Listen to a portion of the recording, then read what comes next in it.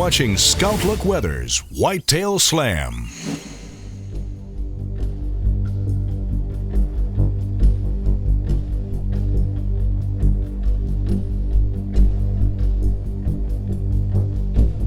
Although every geographical race or subgroup of deer has its own preferred foods, the categories of preferred foods for whitetails pretty much stay the same.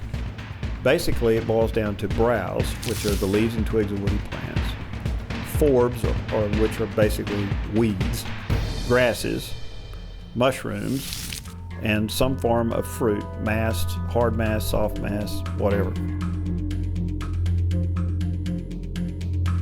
Deer utilize all of those categories, but the one that they would really like to feed on is the forbs, the weeds. They're the ones that have higher digestibility, higher energy. They're the ones that deer are going for. Unfortunately, they're not there most of the time. They're very ephemeral. Up north in the snow country, they're obviously not there in the winter. So deer rely specifically on browse. That's their mainstay.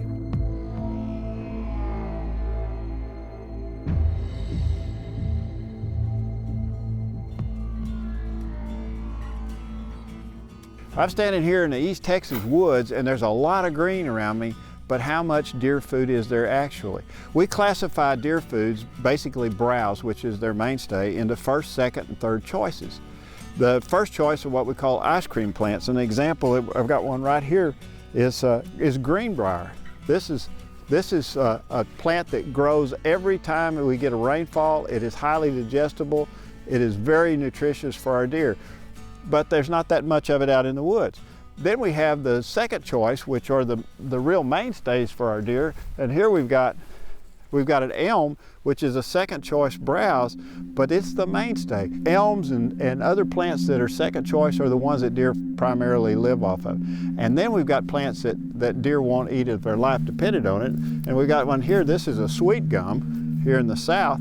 And deer don't eat that unless they're just starving to death. So we've got a lot of these plants in the woods. This is what the majority of the plants I'm looking at are right now, is third choice, low choice plants. Then we have our second choice, which the deer primarily live off of, and then the first choice are ice cream plants, which they just relish but aren't abundant out there.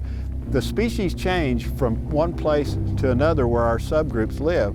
But learning those first, second, and third choice plants, I guarantee you, will help you home in on the places where your deer are going to be.